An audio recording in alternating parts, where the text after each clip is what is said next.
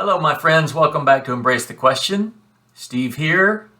We are working our way through The Chosen. We are in Season 2, Episode 7, entitled Reckoning. What is with the one-word titles? Whatever will we do when we run out of episodes?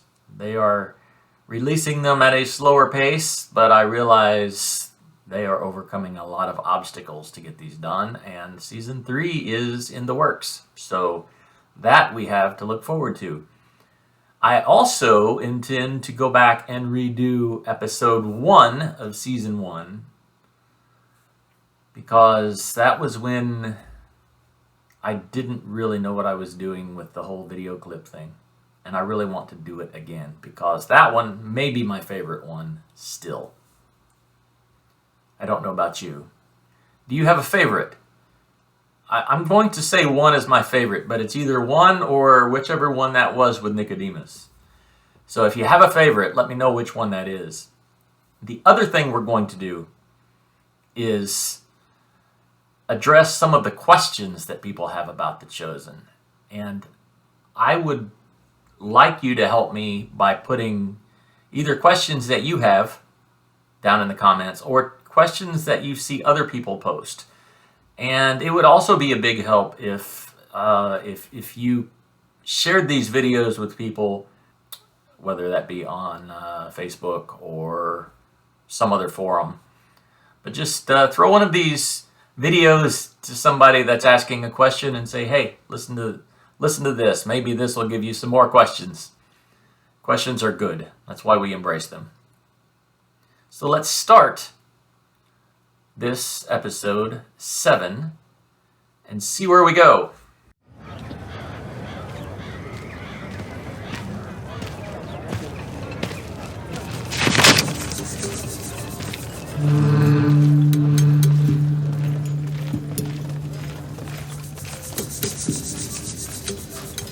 Yes? I'm here to see Quintus. That's Praetor Quintus, and you may only request an audience via formal application. Did you deface and remove a public notice?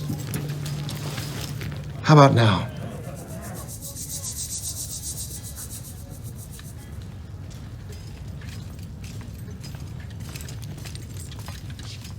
Atticus Emilius Pulcher? Sent all the way to the Upper Galilee. While you're behind the times, Quintus, I've been up and down Judea, practically under your nose. I thought you retired. Cohortes urbani don't retire. That's right. They ship you off to Gaul. Question for you. How do you hold up all that armor with no spine? Don't be salty. Gaul's not a bad place to retire. I hear the women all have red hair and the music. I'm not here to talk about women and music, though I'm sure you have plenty of time for both. Yes, I do, because I keep things so tight around here. It's how I have time for you. Oh, and hail Caesar. Did I hail already? How can I serve him today? I come bearing intelligence. I bear ears. Good. Open them wide, Quintus. I've got news. It's about Jesus of Nazareth. All right. So here's Quintus. We get Quintus back. I love Quintus, as you all know. The dialogue is fantastic. It's so quick and witty, and I will never understand how actors do it. They are just so ready for it all the time. The one part that you might not have caught, because it's a little bit hard to understand him, Atticus says that Cohortes Urbanus never retire. Cohortes Urbanus, that's the Roman urban cohort. There were multiple factions of military and police units in Rome. The urban cohort was one. And that one was a little bit freelance. They were not a part of just the guard, obviously, because the guard would have reported, in this case, to Quintus. No, these guys were, as I say, a bit more aloof, a bit more free to do what they want. They were released by a praetor of their own. Sometimes they were called into special situations, kind of like a paramilitary group. There was also the, so he is urban cohort. There's also the Praetorian cohort, which is the guard for Caesar himself and perhaps some of his officials. So this guy, Atticus, is a pretty high up kind of guy. He obviously talks to Quintus however he feels like it. And they know each other. And I think these guys are really spot on with, at least entertaining, with how they treat each other. So Jesus is making a stir, and we don't know if Quintus really knows much yet, but we're going to find out.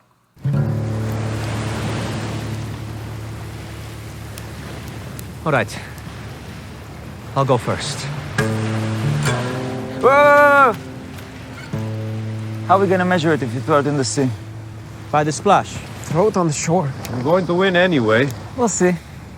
If it's between fishing or hearing Rabbi's instructions about the sermon, I'll throw this thing to the Mediterranean. We should all be fishing. Try to avoid anything like what happened at Wadi Kelt. So, throw it, big guy. Winner's pick. Yeah. Okay.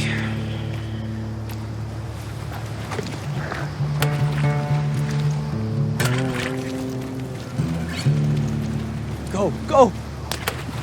Yes! The sons of Jonah fish today. Wait, 2 out of 3. What if you're arm wrestle? Why are we deciding anything? We should all be fishing like Jesus asked. We can't risk messing up his settlement plans. Andrew, I never took you for a sore loser. Easy, little thunder. You go listen to Rabbi and catch us up when we come back. No, I mean it. Rabbi asked all 4 of us to find food. We should do as he says, or bad things will happen. Sore loser and superstitious. Not a good look. Not a good look. Oh, and Simon, we can arm wrestle next time. No problem. Terrible suggestion. So you don't think I could take at least one of them? Have some faith, man. Faith isn't my problem. Everyone has a part to play in the execution of this sermon. Sons of Thunder, aren't you supposed to still be fishing? We decided they could handle it. We wanted to learn more about what you were planning. You won a contest, huh? How is Andrew? We'll get over it. So, what have we missed? Z is working on a security plan. Mary and Rama are back at camp working on... Thank you, Matthew. They don't need to hear all the details. Here's what I want each of you to understand, and what I want you to make sure that everyone else understands as well. It's the why of this sermon. It's not because we need to make our presence felt here in the region. And it's not about the details of how we make this happen. The details matter, yes.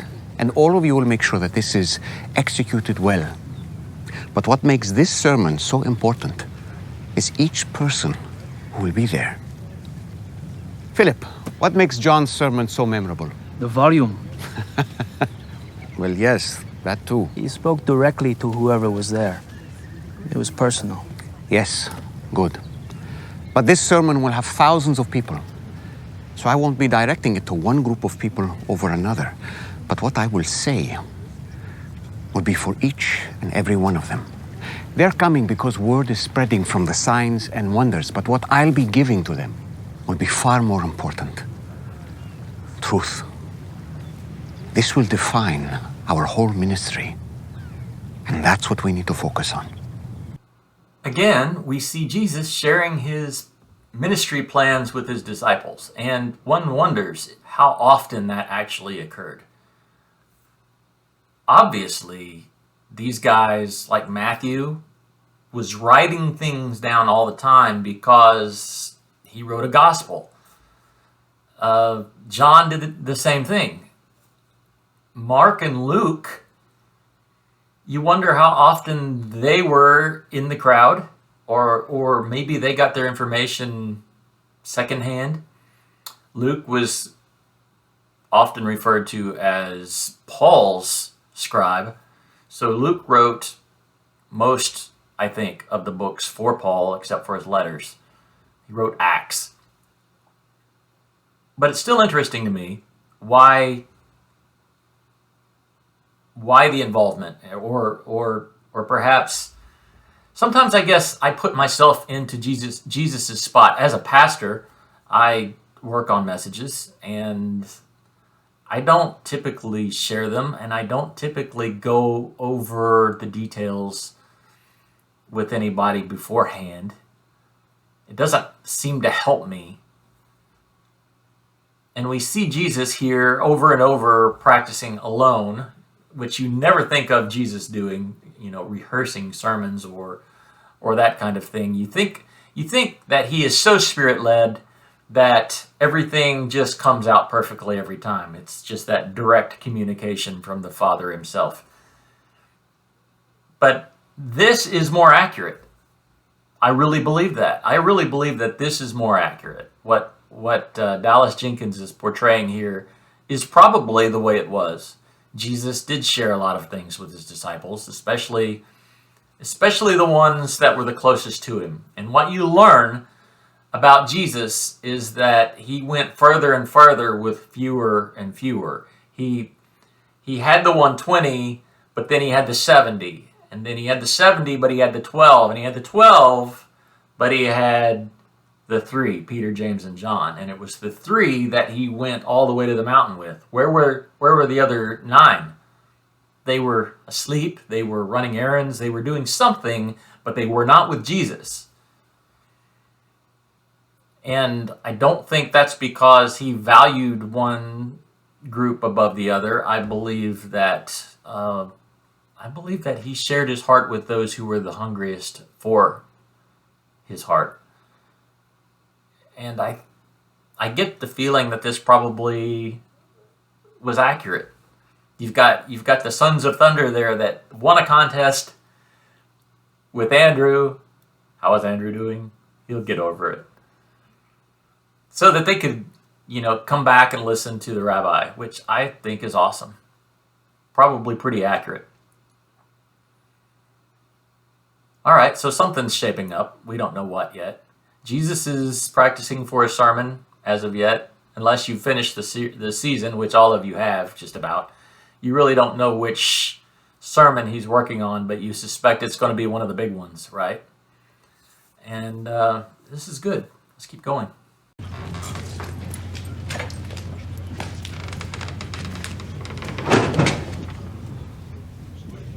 It's customary to send word ahead when rabbis return to the order. Well, let's just see what happens now that we haven't. Rabbi Shmuel bar Yousef of Capernaum.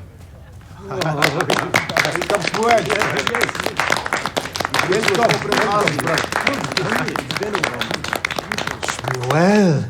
Shalom, Yousef. The learned Shmuel returns from Jerusalem. For what reason we cannot say, but we are honored. For the sardines. Where else would I go? We do have them pickled in the holy city as well. I think Nicodemus made a fish joke upon his last arrival as well. Oh, prepare the seat of honor. No, Yousef, I have done nothing to... You were accepted by the great Sanhedrin of Jerusalem for special research. A proposal few are granted. Please. I'm flattered by your gesture, Yousef, but this is no time for sitting. May I speak with you privately? Well, yes, of course. Accompany me to the Bet Midrash. But why her? She referenced the healing of a leper. Remember? There is no law against healing a leper. But if it was on Shabbat, like he did at the pool, then a pattern has emerged. He can tell us what blasphemy this Ethiopian woman... Tamar. She could be the key to confirming 2 incidents. But a woman's testimony is worthless. Not if she leads us to the leper. You think someone healed of leprosy would turn over damning information about his healer? To do otherwise would violate the commandment against bearing false witness. With all due respect, teacher, I thought you went to Jerusalem to study false prophecy, not to hunt down this one man from Nazareth, of all places. One and the same errand, Yousef. I know he spends time with sinners, but... The Ethiopian. Is she still in Capernaum? Not in Capernaum. The last I heard of her was from Yehuda. He encountered her in Magdal. Why would Yehuda bother to mention it? She was offering testimony on the street. A woman. Blasphemy. It's like a wildfire with this man everywhere he goes. We must find her. And if you discover the healing was not on Shabbat?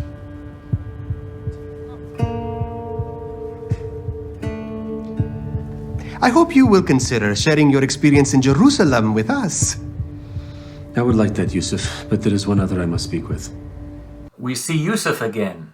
Yousef is a lot more likable than Shmuel. No? A lot more likable. You get the sense that he really doesn't have time to put up with the nonsense that accompanies a lot of religious stuff. And the Pharisees were religious. But keep in mind that most believers today, most people that you would consider good church people, would have been Pharisees back in that day, myself included. The Pharisees were the group that poured themselves into what Scripture said and did their best to try to fill it. Now, what we do see in Scripture, in the New Testament, are a lot of Pharisees like Shmuel who really were legalistic and trying to push an agenda. But there were as many or more, far more, like Yousef, that really were just trying to love people and follow God's law. For me, it's hard to watch those scenes. It's hard to watch that background story going on. I don't like it. And that's not a condemnation on the acting at all. The acting is great. They're doing a wonderful job. But I don't like that background story. And it's necessary. I would not tell them to take it out. I just am not enjoying it because it reminds me of so much junk that goes on in the church today, which is we're concentrating on the wrong thing. We're a lot more, we have a lot more faith in the enemy to deceive us than we have in the Holy Spirit to lead us into all truth. So we pay attention to the enemy a lot more than we pay attention to Christ. And that is just a shame. That's distasteful. That's unpleasant. So, glad that scene's done. I don't know why the grain thing bothers you so much. Jesus didn't mind. The Pharisees did mind.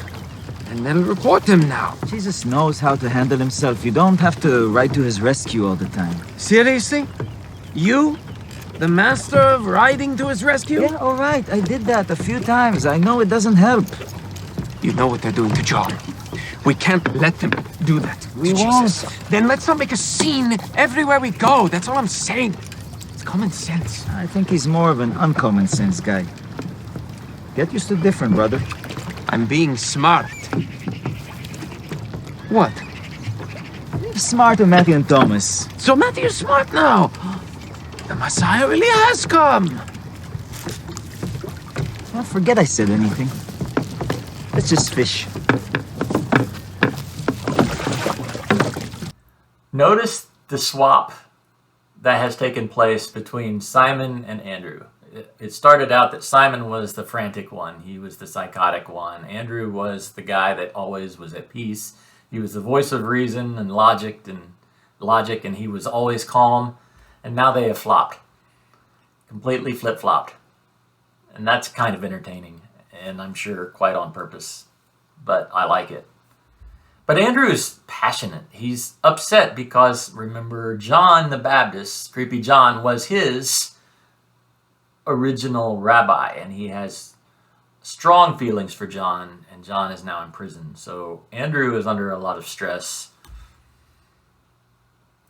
that is not being applied to Simon. So there's that.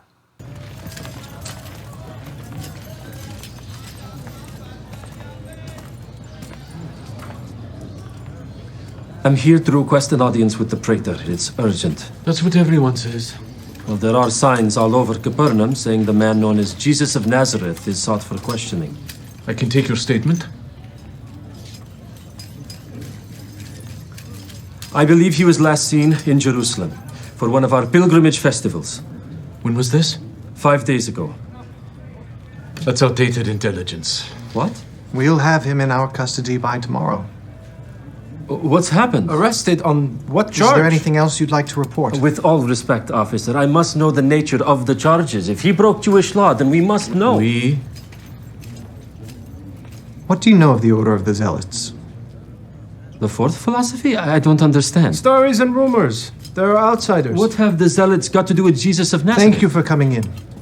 Can you see yourselves out, or would you like me to show you? No, you're on the wrong track. Jesus is dangerous, but he's not a We zealot. can decide for ourselves who's dangerous. Thank you. May we question him? Once you have him in custody? Yes, I would very much like to speak with him on behalf of the Capernaum synagogue. We'll pass that along. Will you really? No. Out. Mark my words. Do not underestimate him.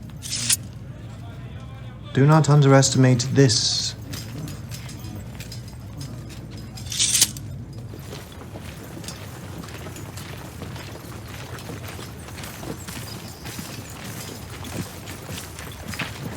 So what's your plan, Preemie? Plan. We're gonna walk through that city like we own it. Arrest our man and be home by breakfast, cohort. That is the plan. Have you been to Jotapata? I've seen schematics. It's a very, intense place. Meaning? Well, let's just say the praetor in Jotapata doesn't have the kind of control Quintus has in Capernaum. How do you know that? I used to have some reliable informants there. What happened? They stopped talking? They stopped living. Tortured to death. One by one. Rome is the enemy in Jotapata, Preemie. Not great. Yeah. You know the guys in black and white? Pharisees. They got a lot of them. And the other ones? Sadducees. Yep, some of those too. And preachers, like this Jesus, all over the place. Pretty much everyone in the town is on a mission of protest. You know what I mean? I am starting to get the picture. Jesus' camp is just south of the city. Maybe we'll take the long way around. Now that sounds like a good plan.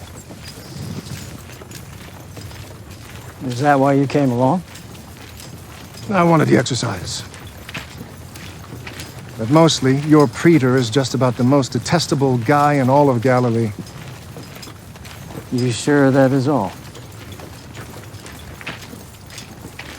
Could have walked along the seashore. If you wanted to avoid Quintus, there's always plenty to drink in a fishing city. You've got good instincts, Preemie. All right. I must admit I am intrigued by your prey. Jesus of Nazareth? I saw a man who had not stood on his own 2 feet in half a century, bounding like a boy. I watched a martyr throw down his weapon and take a knee. I saw a lunatic's eyes go clear. Jesus of Nazareth did those things. He doesn't strike me at all as threatening or scary. And that scares me. Now, maybe I'm just interested to see how he'll take to wrist irons.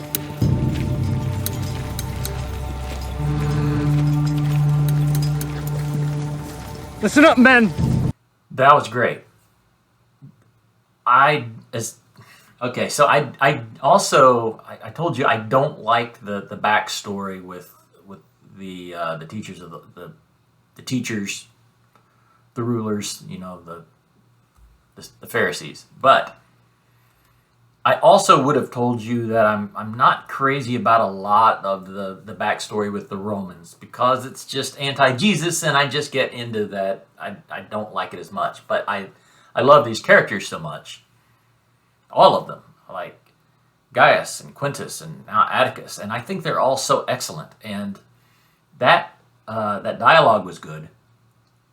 It's interesting because I'm still wondering who the centurion is going to be in the Gospels. You know, the guy that comes to Jesus and has the faith unlike anything that Jesus has ever seen in all of Israel, that his daughter would be healed. And I'm wondering if that's not one of these guys. I held out hope that it was Gaius, and it may be Gaius. And Gaius is, I think, considered a centurion here, although he's called a praemie, but I believe he's a centurion. By the way, one of the problems with that scene is he wasn't on a horse, and he probably should have been. That aside, that was probably a piece of detail that they couldn't work in and actually get the scene in correctly. But Atticus is my new suspect for that. I don't know if he would ever be called a centurion, though. But obviously he's impressed with Jesus. He said Jesus scares him. And you get the feeling that nobody scares Atticus, right? You get that feeling because he's one of those special forces kind of guys. And he's used to all sorts of trouble, and yet Jesus scares him. Because there's something about Jesus. The lunatic's eyes clear. The lame man walks. The zealot throws down his arms and takes a knee to Jesus. That I agree. There's a power at work here, right? And we all know what it is. And he obviously senses it. Pretty intriguing. I like it. Needed a horse. Like old times, huh? As he said, no one ever has to guess what's going on in your head. There's nothing in my head. It's in our bones. Don't have to think. Must be nice. What? Having nothing in your head. Don't be smart. It's just the same. That leaves true when you pluck the heads of grain at Warikel. Everybody did that. Except Mary. She'd already done her part. You think you're never gonna make another mistake in your life? She was gone for days. True. Don't exaggerate. Me not to exaggerate? Are you telling me not to exaggerate? That... Wow! Look, she went through something horrible and terrifying, and she dealt with it the best way she knew how. She should have gone to Jesus. She knows that now. If you remember, Jesus was disarming crazy Simon of his dagger. Oh, he's the crazy Simon? I'm a married man who worked an honest trade. Worked an honest trade dishonestly? This is how I met Jesus. Unexpected roads. Gambling? Brawling? That also unexpected? You gamble too! And I'll never do it again. And if I'm ever tempted, I'll ask the rabbi for help. Certainly won't do anything selfish. Leaves the group stranded at camp for 2 days starving, or puts Jesus on edge. Makes him snap the Pharisees who are hunting us down now. He was grieving John's arrest, and they're not hunting us down. You're so dramatic. Word reaches Jerusalem that he claimed the title Son of Man and Lord of the Sabbath. They'll hunt him down, they'll put him away. It could completely ruin all the plans for the sermon. Erase all the momentum we've gained. That's what I'm afraid of. Jerusalem doesn't even open the mail from Vadikelt. Andrew, this is just fear talking. I've been at this longer than you. When they decide they don't like you, it's over. John might spend his life in prison. But Herod arrested John, not the Sanhedrin. Sanhedrin arrests people all the time. You're the one who told me he was the Messiah. Am I gonna have to be the one to remind you now? The very fact that he's the Messiah means there's going to be trouble. You get it? Maybe even a war. If you were building an army, would you start with little James and Thaddeus? Simon! You think he's drawing up military plans all the time he goes away to desolate places? He never comes back with anything. You know what? Let's just fish. All right? Can we?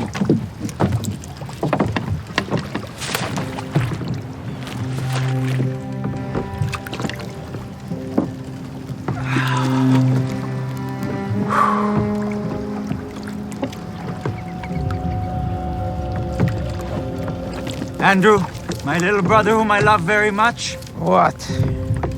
I need you to take a very long, deep breath. Can you do that? What? Why? Just please, ask God to give you...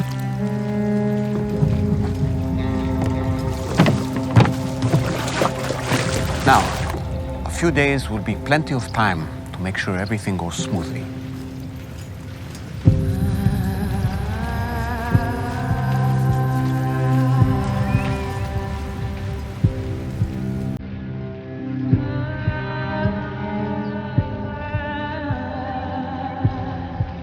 Don't be afraid. Tell everyone to keep planning. I'll be back.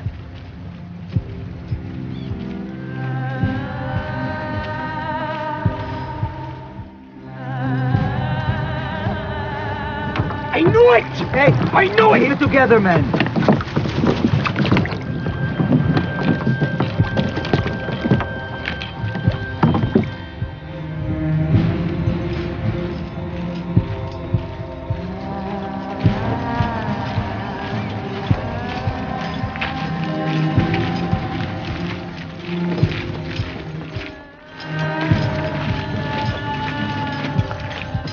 Jesus of Nazareth, you are sought for questioning by a Roman authority. Will you surrender to detainment peacefully? Yes? Jesus, no! Are you armed? I am not. But some of my followers are. Tell your followers to drop their weapons and step back 10 cubits. I will. May I say goodbye to my Ima? Mater mea.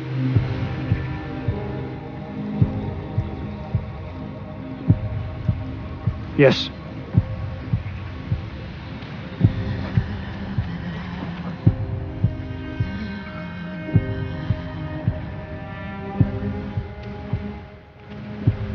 Don't be afraid, Ima.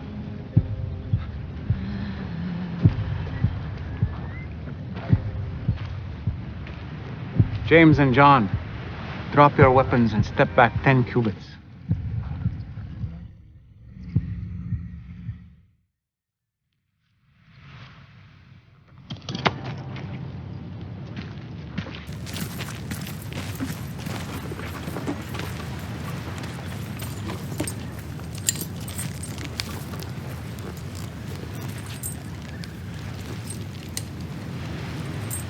Matthew is safe, doing well.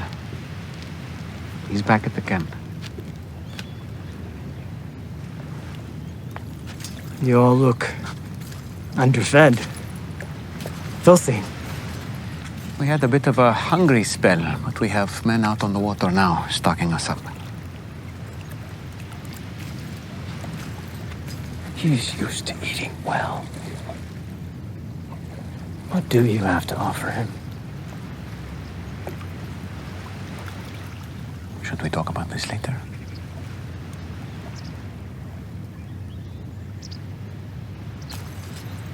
Move out!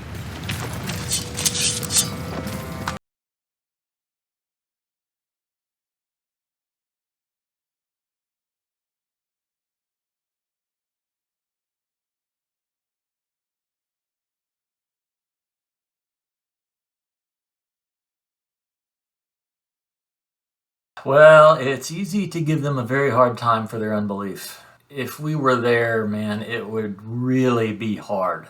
I mean, we don't really get it. Perhaps other people in other countries get it. But these guys were living in oppression, living in a hopeless, dark society, and here comes Jesus and rescues them and gives them hope and gives them a plan and a way, a purpose, a way to live. And it seems like all of that is being threatened because they still don't know who he is. They still don't know who their Messiah is. Now, does that apply today? Does that apply to believers today? I find that scene to be very sobering because we do get really worked up. We do get really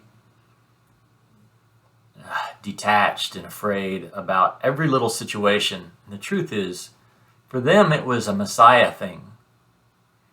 They didn't know who their Messiah was. For us, it's a Father thing, and we don't know who our Father is. And I'm talking relationship here. It's the same person, Jesus, but he is our Messiah, yes, but he's our Father also. He's our brother. He's our Savior, right? But the problem is we don't realize his love for us, and we just miss a lot of the same things that they missed then. That's the point, I think. Would have been hard for Mary. Way hard. I don't know that I really think of her as being in every crowd. And she's in a lot of these scenes, right? She's with the disciples a lot. She's traveling with them. I don't know if she did. She did some, but I don't know if she did as much as being portrayed.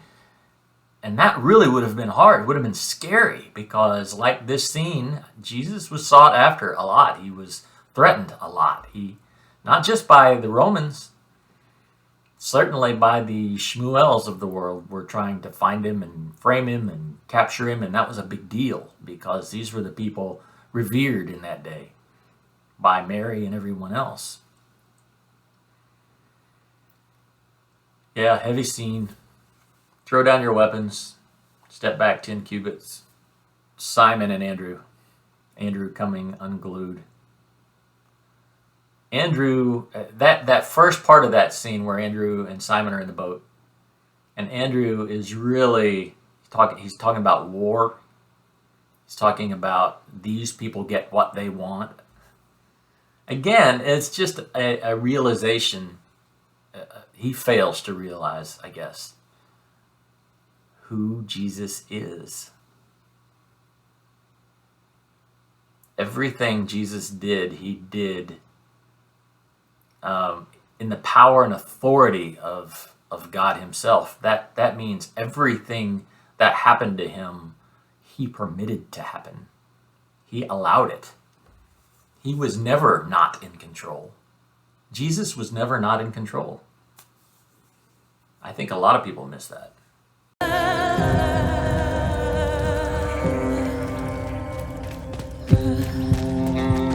What happened? He stood there and did nothing while he was arrested. He was specific. Detained, not arrested. Those are just words.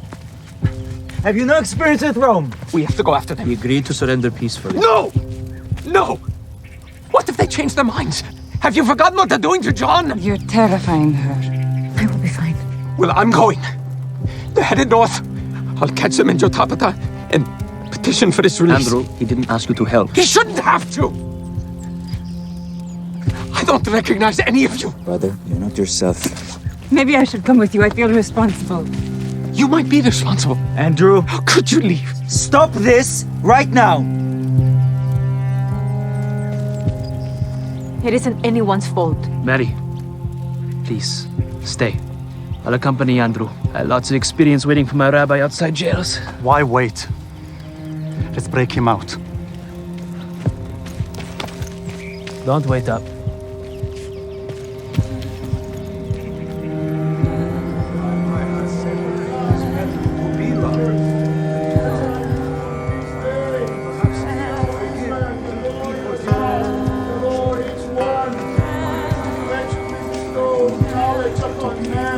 And teach more of understanding, gradually bestow upon us from you wisdom, understanding, and knowledge. Excuse me, friend.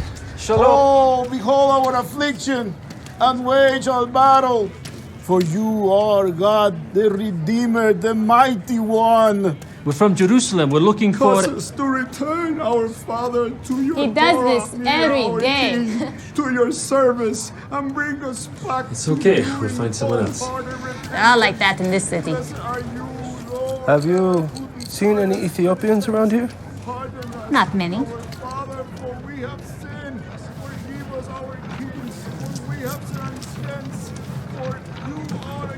What about a woman? Impossible to miss. Lots of jewelry, very striking, very loud. Gets men like you upset? Yes. I'm not sure what could be clearer than the 3 words, I will be back. That's 4. How can you dispute that? Maybe it was a hint that we are supposed to be the fulfillment of those words. Zealots and your secret handshakes and codes. I am not a zealot anymore, just zealous. There's a difference. You just interpreted plain speech about trust and peacefulness as code for insurrection. I think he's onto something. Rabbi told us how important this sermon is.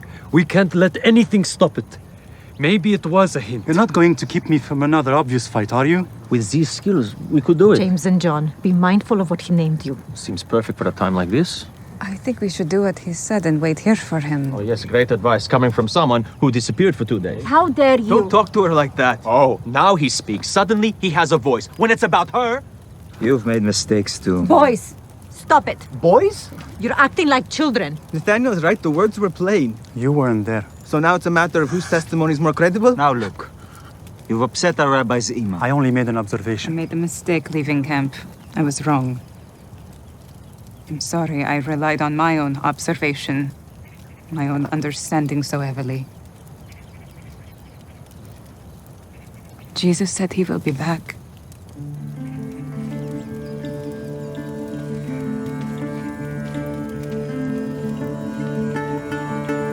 Wow, that is really well done. The wave of emotion that comes from a scene like that just hits you in the face, you know. It's just so many things, so many stories are bubbling, right? You've got Mary Magdalene, her running away keeps coming into the story, and Matthew, his past keeps bubbling into the story, and everybody's feeling self-conscious, and they're all debating.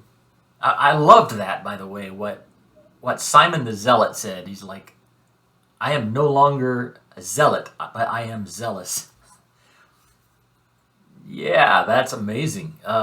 Again, his past bubbling into the story. This is what we do, I guess, when we're all under pressure. And we do sometimes try to blame each other. And it's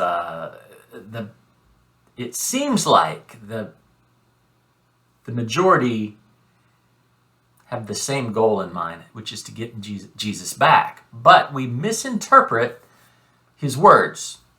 And this goes beyond the story. The story, the episode here is portraying it, but the truth is that this is what we do. We fight about the interpretation of his words. And we let that divide us. And it divided them. It was dividing them. They're storming off. Andrew's already gone.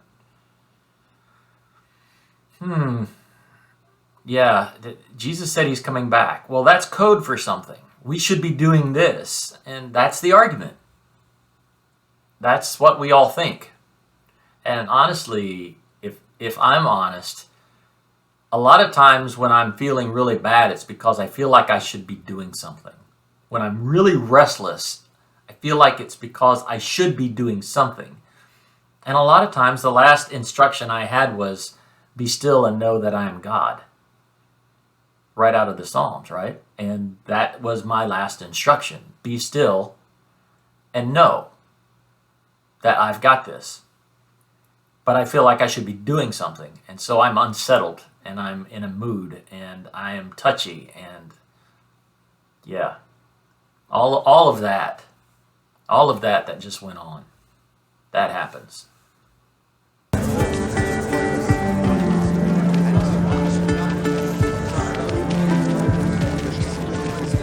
May all the enemies and sorrow and reign over us. Don't worry about them. We're here for God. But to preen, we don't get in the way of either. Where should we go first? Jail. Come on, it's this way. For our judges as in former times, and our counselors as of yore. Remove from us sorrow and sighing, and reign over us justice. Andrew. You alone, Lord, beloved, righteousness and justice. They say we're extreme. My own mind. Look at him. He can stand. It was faith that delivered this man a miracle. Now that's more like God it. did this. I know her. I'm quite And him. Who cares? Come on, we have a rabbi to find. We heard he consorts with Samaritans. I cannot personally confirm it, but it wouldn't surprise me. Who cares who he ministers to? I was paralyzed for 23 years and I stand before you now on 2 feet. Who on earth can claim authority to forgive sins? The kind of person that can tell a paralyzed man to stand, and the miracle happens in front of dozens of witnesses. Could be witchcraft or sorcery. Witches and sorcerers are required payment for their And services. he gave freely. But why is he in hiding? We don't know. He told the leper on the road to keep the healing a secret. And then why are you telling people? He gave us no such order to remain silent. I believe that he will make himself more known soon. I can sense it in my spirit, and you were there.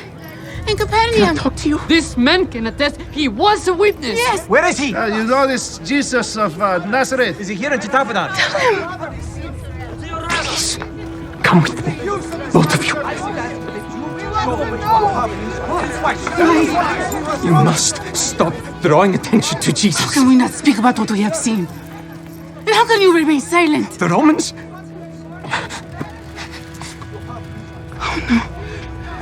What happened? We'll tell you all about it.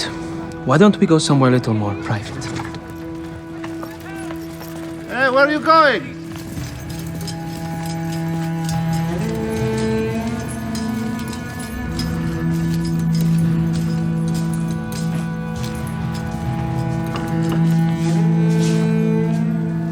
Did he resist? No, Dominus. And his followers? Peaceful. And compliant. Have a seat. Leave us.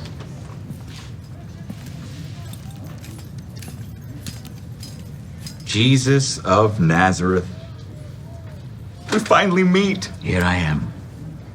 I thought you'd be sort of taller, crazier looking. Wild hair and animal skins. Glad I could disappoint you. The first story I ever heard about you, I didn't believe it. That's usually how it goes.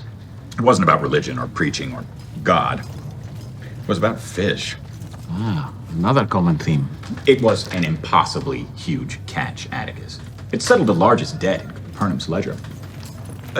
Did you meet Atticus? He's cohortes urbanae. They're like Caesar's personal detectives, mostly in Rome, but they go wherever. He's especially interested in you.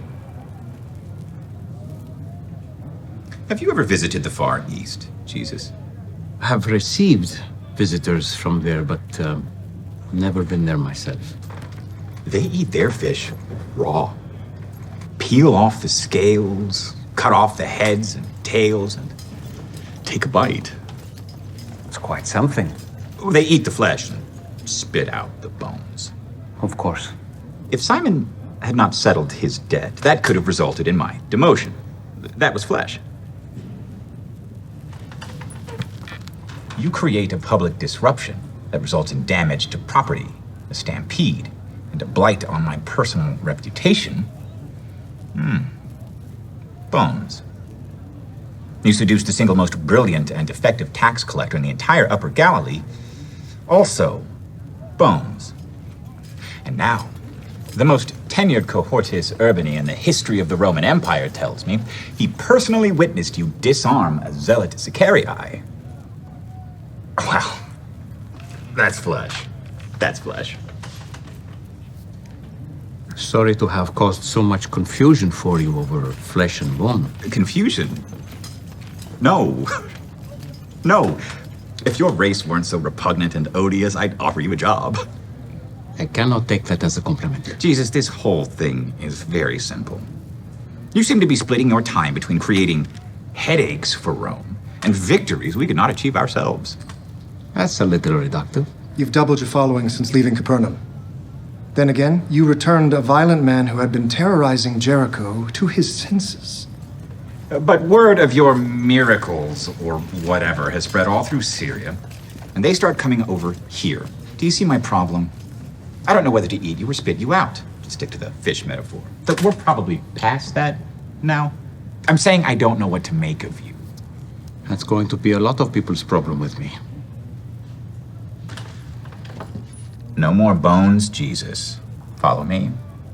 No more draining my talent pool, creating spectacles, crowds. No more meddling. I cannot promise any of these things. Then I cannot promise you won't stop breathing. Well, it sounds like we're clear on what we can and cannot promise. I honestly... Go, Jesus of Nazareth, I like you. We're on the same team. Just don't make me kill you. I won't make you do anything. But my father, on the other hand. I don't know what that means, but let's leave on a high note. I think we have an understanding here. You're free to go.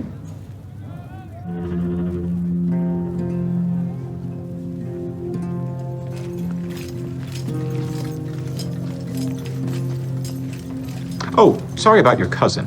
by the way. Marching himself into Herod's court and moralizing was not a very wise or brave thing to do. He knew what he was getting himself into. Do you know what you're getting yourself into?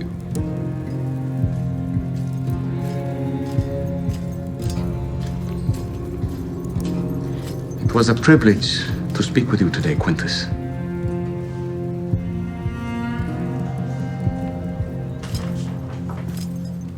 Wow. That was fun.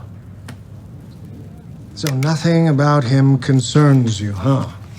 If it did, I wouldn't have let him go. It'd be a nice diversion for the people for a while.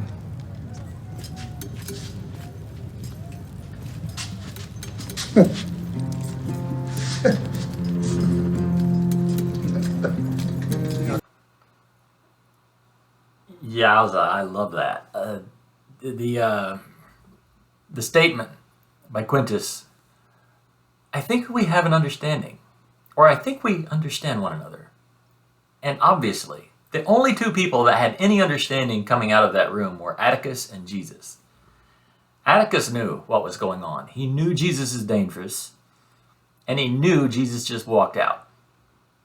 The only person that didn't really understand what he just did was Quintus. But Quintus did like him. That's what I like about Quintus. To me, that's just... Jesus is an authoritarian's authority figure. He is also a thinking man's hero. And Quintus is a thinking man. Quintus is an authoritarian. And he had a lot of respect for Jesus, and I think that adequately paints a picture of a lot of the people that met Jesus, including Pilate. I believe Pilate felt the exact same way. And I don't remember Quintus being interviewed about that scene particularly, but I would not be surprised if Quintus did not study the interaction between Jesus and Pilate in the Gospels in order to come through with that scene. Highly entertaining. Highly entertaining. But I'm ready to see what happens next.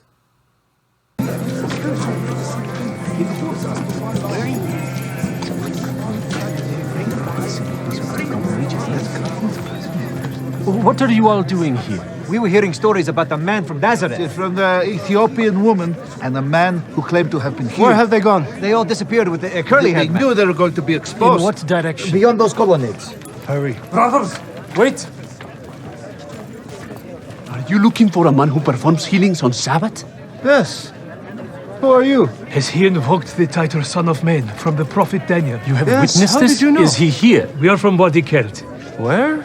Why haven't you filed a report? We did. We're a small town. He healed on Sabbath in our synagogue, and it got even worse from there. And there are women among his followers. 3, to be precise. Tell us everything. Lord of the Sabbath, Son of Man are religious scandals. No importance to Rome. We don't know why he was arrested. Rome may feel threatened as word spreads. I don't know. But you can't keep doing this. Not now. I cannot keep what I know inside. Don't you understand what I'm explaining? I'm not a child. It's dangerous. More than you know. Don't be alarmed. My name is Yousef. You're a Pharisee from Capernaum. I spoke harshly to you at the house of Matthew. Don't worry about it. I'm not. You're being sought for questioning. For what? Testimony about Jesus of Nazareth. I told you. One of Nicodemus's former students named Shmuel has come in search of you. He will twist your testimony to make an argument about false prophecy. False. I personally do not care about your convictions, and your testimony is worthless. What Shmuel wants is information about another healing and Jesus' background. We both grew up in Egypt. That's even worse. Andrew, get her out of here. I don't trust you. Why are you helping? That's my business. But so that you'll do as I ask. I believe my Rabbi Nicodemus saw something remarkable in your master. Shmuel is threatened by what he can't comprehend. Worse, he's ambitious. Shmuel does not honor Nicodemus' teaching. You are the paralytic man Jesus healed.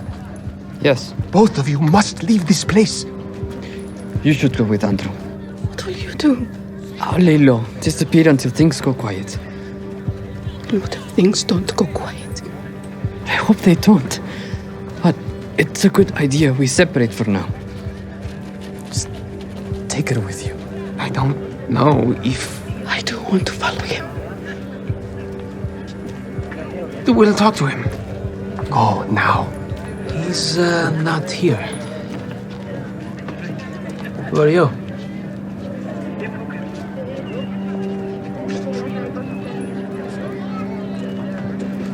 Okay then. Fill me in on the road. Tamar in this story is the quintessential evangelist. She is the one that will not shut up, cannot shut up, refuses to shut up. And that is how we should all be if we've really experienced Jesus. And I like her character a lot. She plays it well. The one she's thinking about beating up is Andrew. Andrew has lost his ever-loving mind.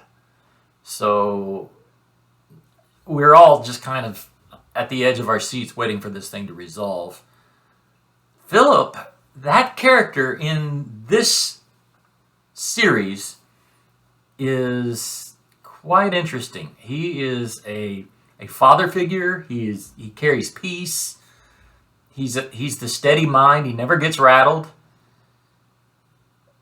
I wonder how close to the real Philip he actually is. I like the way he's doing it, but as he's doing it, he should be the leader of the group. Just my 2 cents.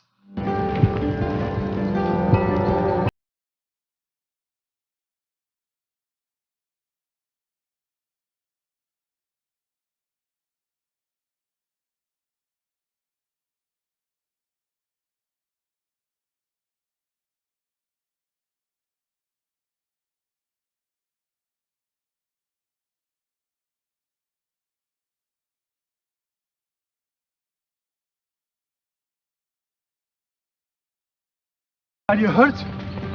What happened? Well, I suppose I should not be surprised that you would spot me. Hi, Ima.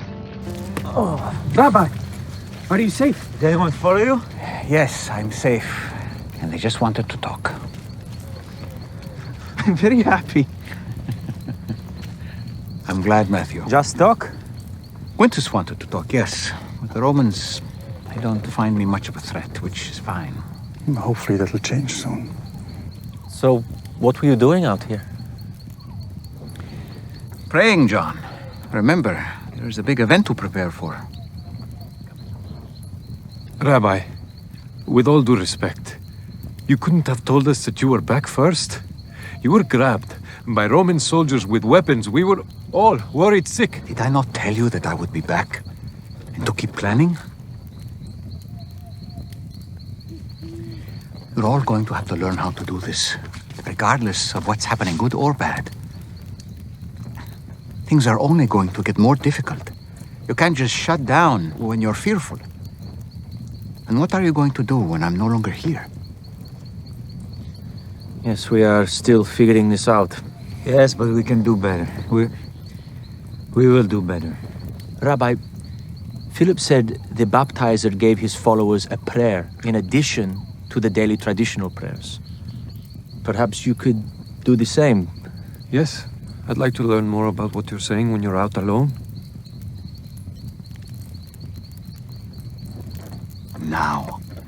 Now you're behaving like true students. This is what I like to see. And prayer is the first step in getting the mind and the heart right. It's why you see me go to it so often. So teach us to pray like you do. Please.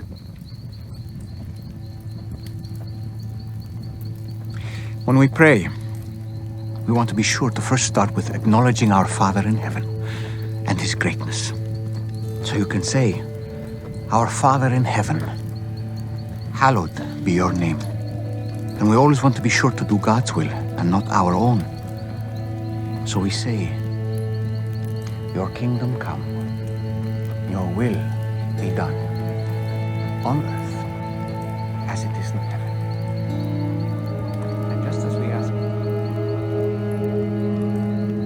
And here's what I want to comment about that. That is a pivotal spot in the Gospels. When the disciples come to Jesus and say, teach us to pray. They did not have a grid. They did not have an understanding of God as Father. So when Jesus says, when you pray, pray like this, our Father in heaven, that was revolutionary to them. God was the one who judged. God was the one who sent fire down. God was the one who allowed captivity. God was the one who, if you upset him, bad things happened. God was not Father. And so they did not see him that way until Jesus came to unfold the Father for them. He was the one that said, the Father, if you have seen me, you've seen the Father. It's the difference between a relationship through that old covenant, which required God to be a covenant keeper, and this new relationship, which is through Jesus. Also a covenant, but the covenant's between the Father and the Son, not the Father and the nation. The nation couldn't keep their part of the covenant. So God did away with that covenant and went through a covenant with the Son, because the Son could keep up his part of the covenant. We are in the Son. And so our relationship is father and children. And that's revolutionary. And that is more powerful. Again, we can go backwards and say, we don't have a clue who we are and who he is. We don't have a clue how secure we really are. That's an awesome scene.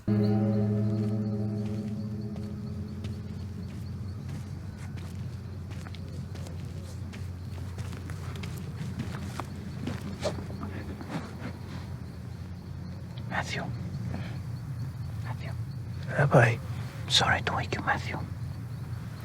Are you in trouble? Shh. I don't want you to wake the others. Nothing is wrong.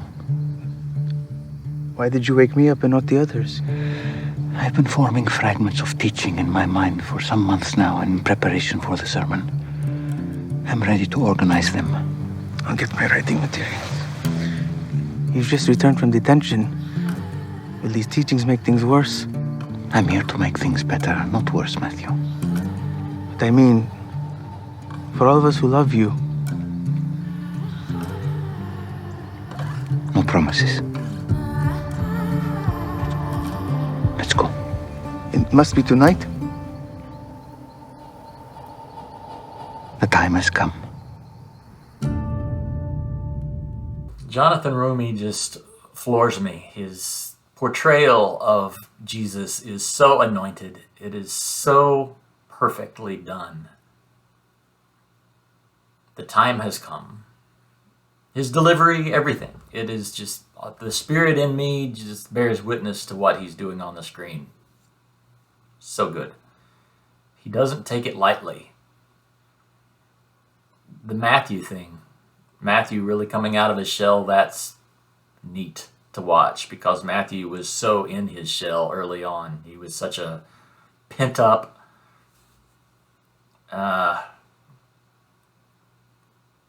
tax collector, publican, just somebody that was so insecure that he couldn't even communicate well. And that's changing. It's a neat character.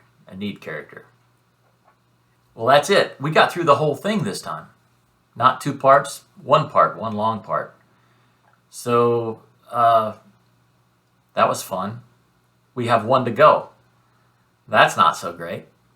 But we have maybe, I think we'll be able to do the Christmas one as well eventually when that one is released, and they said it would be released before Christmas. So awesome.